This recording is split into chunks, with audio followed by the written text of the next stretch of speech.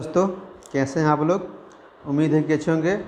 दोस्तों आज हम लोग देखेंगे 19/10/2014 का प्रश्न पूछा गया है। प्रीवियस क्वेश्चन है दोस्तों प्रीवियस क्वेश्चन से आपको अंदाज़ा मिलेगा कि किस प्रकार का प्रश्न का संकलन किया गया है, और उसी तर्ज पे दोस्त आप सॉल्यूशन को देखेंगे और आप नोटबुक से अपने अध्ययन करेंगे। चलिए दोस्तों देखते हैं नेक्स्ट प्रश्न यानी कि पहला प्रश्न ये है कि निम्नलिखित में से कौन सा शब्द प्रश्नवाचक है।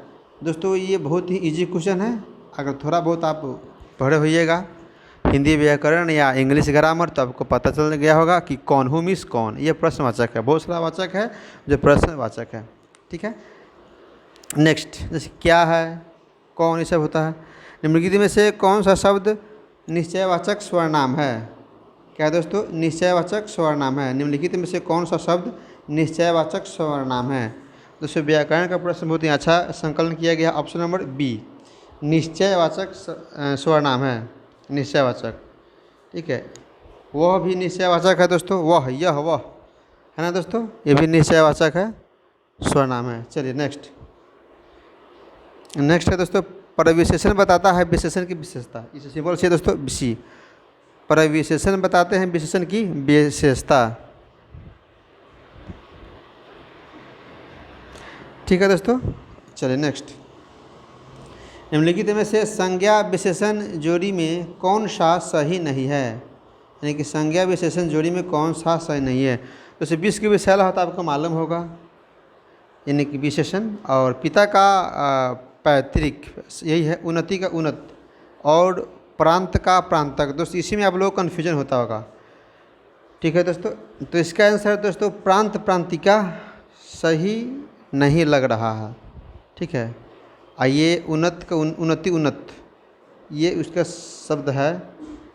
और इस प्रकार आपका आंसर दोस्तों स्वरनाम को देखना होता है। ठीक है, सी भी सही है और डी गलत है। चार क्या हो जाएगा दोस्तों, डी। चल नेक्स्ट।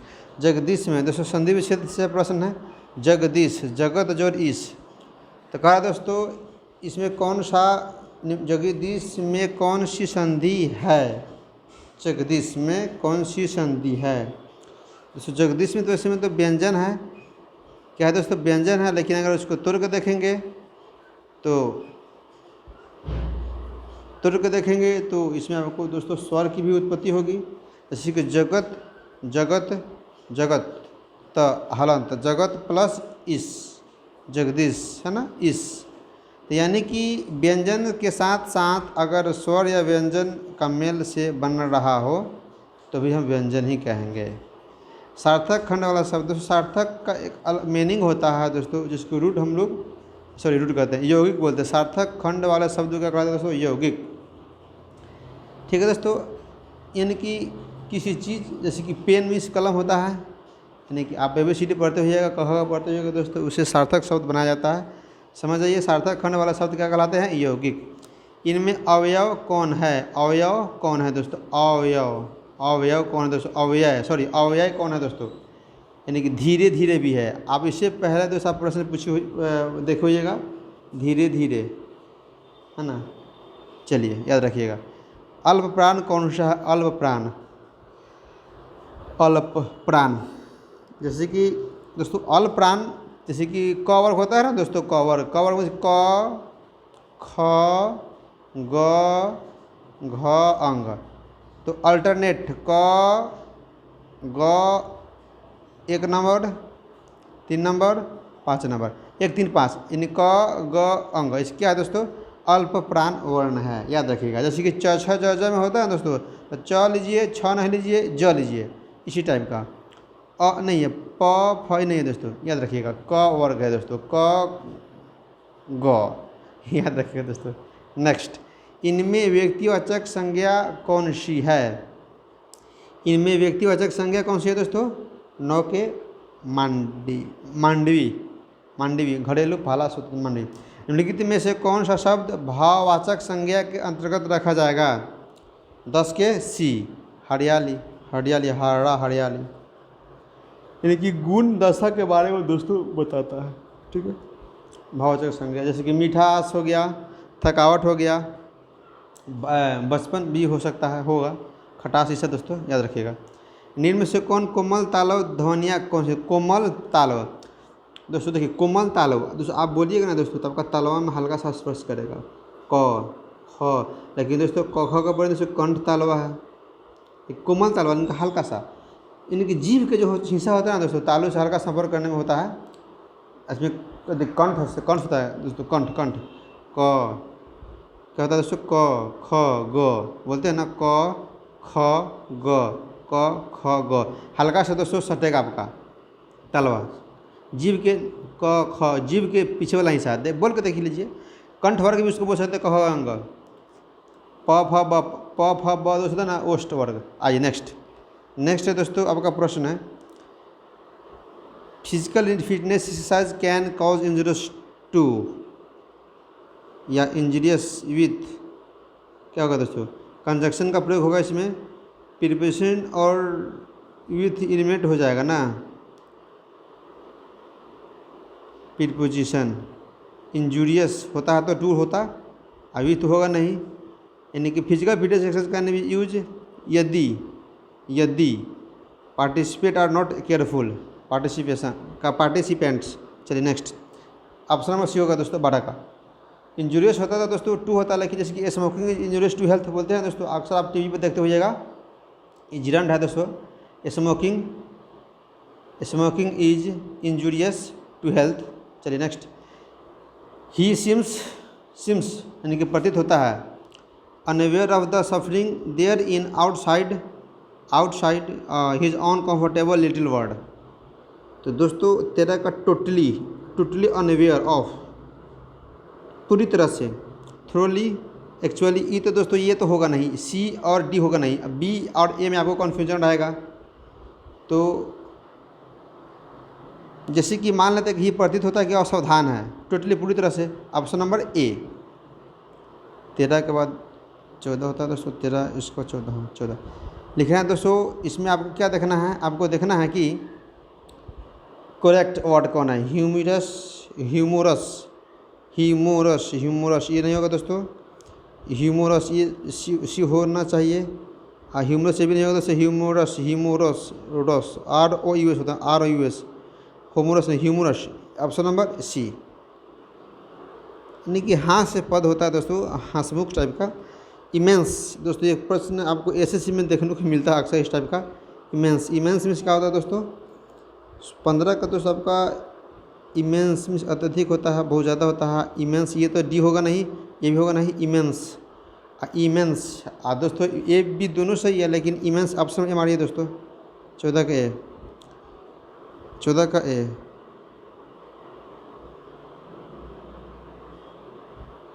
15 मैथ्स है दोस्तों, 14 आगे नेक्स्ट देखते दोस्तों मैथ करना।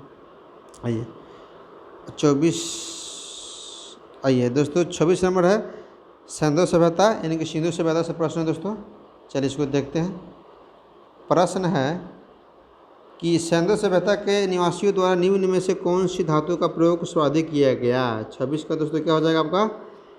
कांस धातु का दोस्तों केटीटी, यानी कि केटीटी, कांसा तांबा टीन। कांसा तांबा से पता है टीन है ना, कांसा तांबा, तो दोस्तों कांस हो जाएगा दोस्तों, कांस। लोहा का दोस्तों बारे में पता किया जाए तो दोस्तों 1000 यानी कि 1000 ईसा पूर्व के आसपास में दोस्तों ये खोजा, लेकिन भारत में 800 ईसा पूर्व। चलिए नेक्स्ट, ऑप्शन 26 का ए हो जाएगा दोस्तों। मोहनजोदड़ो से कांस की मूर्ति मिला है दोस्तों, आपको मालूम होगा मोहनजोदड़ो से। लोहा दोस्तों अब मानिए तो लगभग उत्तरवर्ती काल का लास्ट में, यानी कि शुरू में या उत्तर। चलिए नेक्स्ट दोस्तों,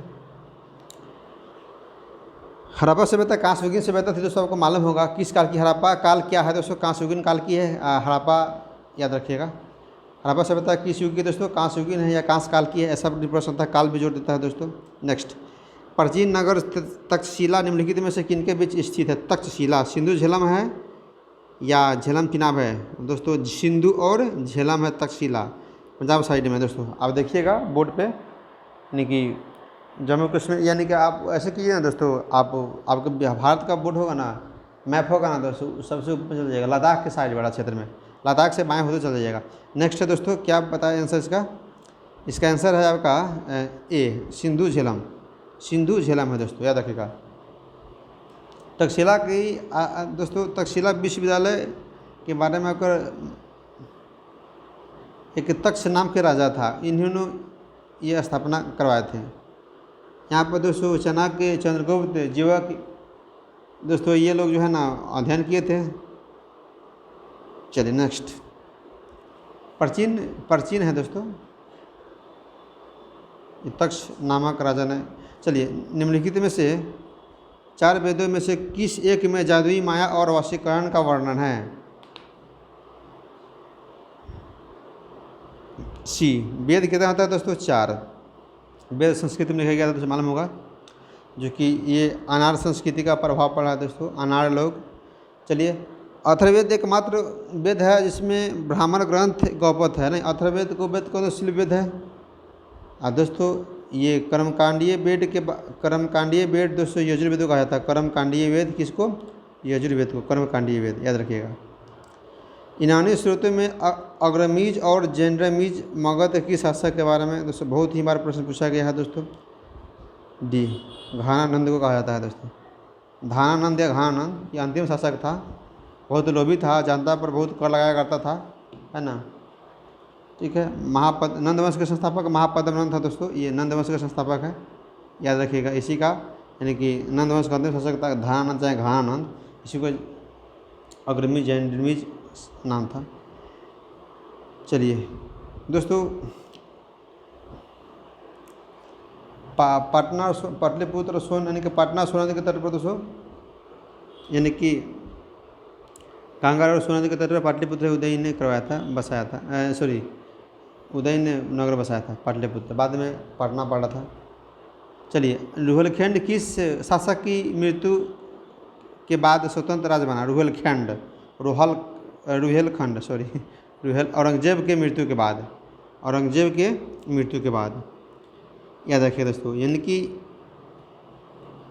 रुहेलखंड राज्य की दोस्तों बात की जाए, संस्थापक कौन है?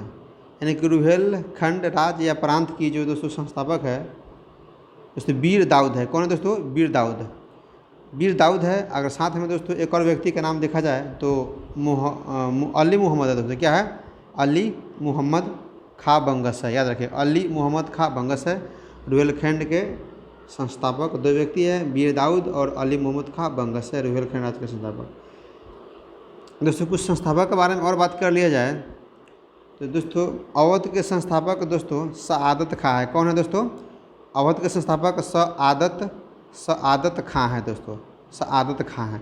लेकिन दोस्तों इसका अगर दूसरा नाम जाना जाए तो बुरहान उल मुल्क है। बुरहान उल मुल्क है दोस्तों, बुरहान उल मुल्क है। किसका नाम है दोस्तों? सआदत खां का दूसरा नाम है। ठीक है दोस्तों, अगर बात की जाए दोस्तों कर्नाटक का, तो दोस्तों कर्नाटक का सादुल्ला खां है दोस्तों, सादुल्ला। और हैदराबाद का दोस्तों जानिए, हैदराबाद का, ये हैदराबाद का पूछा हुआ दोस्तों पीसीएस में। हैदराबाद का दोस्तों अगर बात की जाए तो चीन किलिज खां है दोस्तों। हैदराबाद का संस्थापक कौन? चीन किलिज खां। इसका नाम दोस्तों निजाम उल मुल्क है। हैदराबाद का दोस्तों निजाम उल मुल्क है हैदराबाद। चलिए 1758 में, एक मिनट दोस्तों, पानीपत के तृतीय युद्ध में कौन सा मुगल बादशाह मराठों के संरक्षण में आया था? बहुत अच्छा क्वेश्चन है दोस्तों। सआदत खां का अगर वास्तविक नाम जाना जाए तो मीर मोहम्मद अमीन था, याद रखिएगा वास्तविक नाम। लेकिन इनका अगर बात की जाए सआदत खां के बारे में दोस्तों तो बुरहान उल मुल्क भी के नाम से भी जाना जाता है। चलिए पानीपत के बारे में दोस्तों प्रश्न 31 का ये हो जाएगा, ए साल। तो पानीपत का तृतीय युद्ध दोस्तों हुआ था मराठा के बारे में बात की दोस्तों तो ये साहलम मराठों के संरक्षण में आ गया था। ठीक है, ये दिल्ली पानीपत का तीसरा युद्ध का दोस्तों बात की जाए तो 14 जनवरी 1761 को हुआ था दोस्तों पानीपत का तीसरा युद्ध। पानीपत का तीसरा युद्ध एगो 26 में हुआ था, एगो 56 में हुआ था, 15 26 56 में हुआ था दोस्तों। पानीपत का तीसरा युद्ध दोस्तों 14 जनवरी 1761 में हुआ था पानीपत का तीसरा युद्ध। मराठा और अहमद शाह अब्दाली के बीच हुआ था दोस्तों। मराठा और अहमद शाह अब्दाली के बीच हुआ था। मराठा प्लस में अहमद शाह अब्दाली के बीच में हुआ था, तो याद रखिएगा। नेक्स्ट है 1798 में भारत गवर्नर जनरल कौन था दोस्तों? कौन था? लॉर्ड वेलेस्ली था या कौन था दोस्तों? लॉर्ड वेलेस्ली था। 1758 से 1805 साल शासनकाल, 1803, 4, 5 दोस्तों। इसी के समय में दोस्तों बसनी की संधि हुआ था और हैदराबाद के निजाम ने सहायता किया था। चलिए, यानी कि बसनी की संधि दोस्तों का हुआ था 1802 में। बसनी की संधि 1802 में हुआ था दोस्तों। 31 दिसंबर को हुआ था बसनी की संधि 1802 में। पूछता है प्रश्न दोस्तों, अजंता और एलोरा की गुफाएं कहाँ पर स्थित है? अजंता और एलोरा की गुफाएं कहाँ है दोस्तों? तो आपको औरंगाबाद में। कहाँ दोस्तों? औरंगाबाद में। महाराष्ट्र में पड़ता है औरंगाबाद दोस्तों। औरंगाबाद का नाम बदल कर संभाजी नगर रखने का बात चल रहा है, रखा जाने वाला है। देखिए रखा है कि नहीं रखा है दोस्तों, सही से याद नहीं है। अजंता की गुफा की संख्या दोस्तों 17 है। अजंता की गुफा की संख्या दोस्तों 17 है, याद रखिएगा। कैलाश मंदिर के एलोरा के दोस्तों कैलाश मंदिर के निर्माण राष्ट्रकूट शासक कृष्ण प्रथम ने कराया था।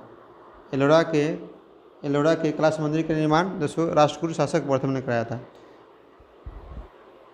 34 नंबर है कि दोस्तों कि सैंधव निवासियों के धार्मिक जीवन में निम्न में से कौन सा तत्व विद्यमान नहीं है? डी, विशिष्ट मूर्ति की पूजा। सैंधव निवासियों के धार्मिक जीवन में निम्न में से कौन सा तत्व विद्यमान नहीं है? विशिष्ट मूर्ति पूजा।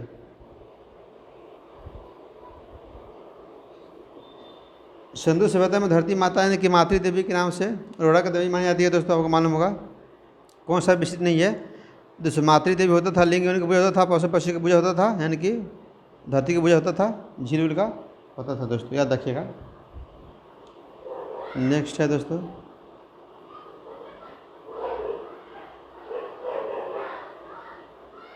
पैंतीस। निम्नलिखित पाल राजाओं में से कौन सा वंशानुगत राजा नहीं था? वंशानुगत राजा नहीं था बल्कि उसे चुना गया था। गोपाल।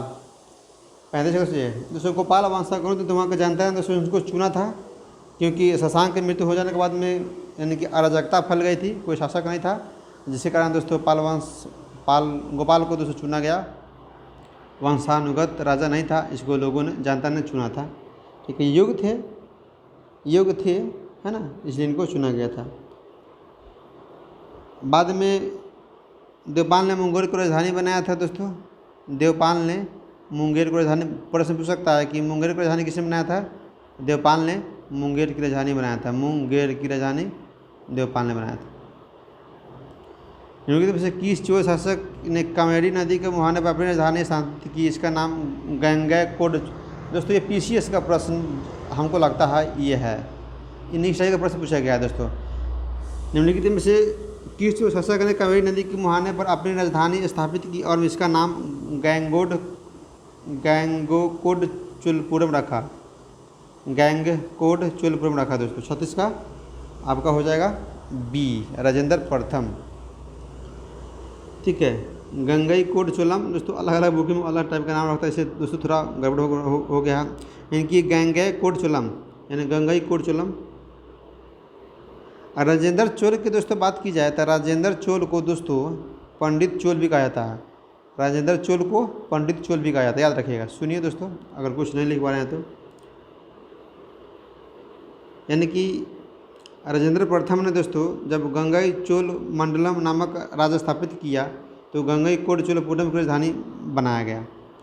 ठीक है, नेक्स्ट है दोस्तों कि विश्वविद्यालय में सरकारीकरण को किसने बढ़ावा दिया था दोस्तों? लॉर्ड कॉर्नवालिस या लॉर्ड कर्जन दोस्तों। तो इस प्रकार का प्रश्न जी कहीं देखने को मिला होगा दोस्तों। पीसीएस विश्वविद्यालय में सरकारी को किसने बढ़ावा दिया था दोस्तों? लॉर्ड कर्जन ने दिया था दोस्तों, लॉर्ड कर्जन ने दिया था, याद रखिएगा। यानी कि रेलवे आयोग का संबंध विश्वविद्यालय से है, यानी कि रेलवे आयोग का संबंध दरोगा में शायद दोस्तों इस टाइप का प्रश्न पूछा था। रेलवे आयोग का संबंध किससे दोस्तों? तो विश्वविद्यालय से है। किससे दोस्तों? विश्वविद्यालय से है, याद रखिएगा। भारतीय विश्वविद्यालय अधिनियम 1994 में पास किया गया था दोस्तों। लॉर्ड कर्जन है दोस्तों, याद रखिएगा। रेलवे या विश्वविद्यालय से लॉर्ड कर्जन, याद रखिएगा दोस्तों। सी।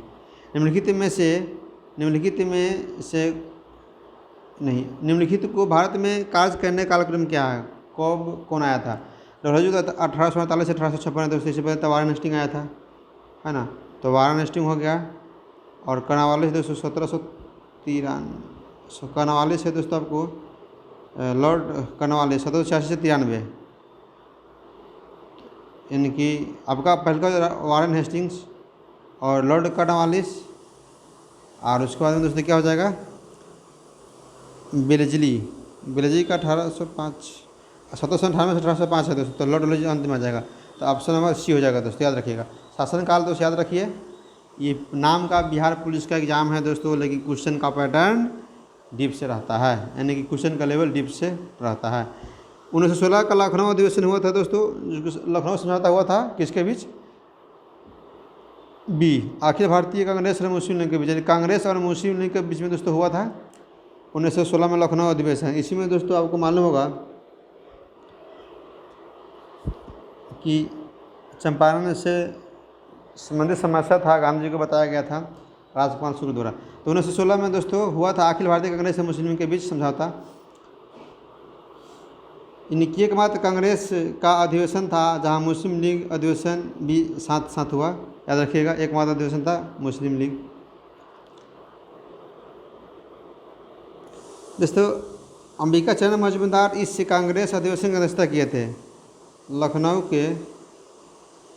लखनऊ जो अधिवेशन था 1916 में ना दोस्तों, तो इसकी अध्यक्षता अंबिका चरण मजूमदार ने किया था।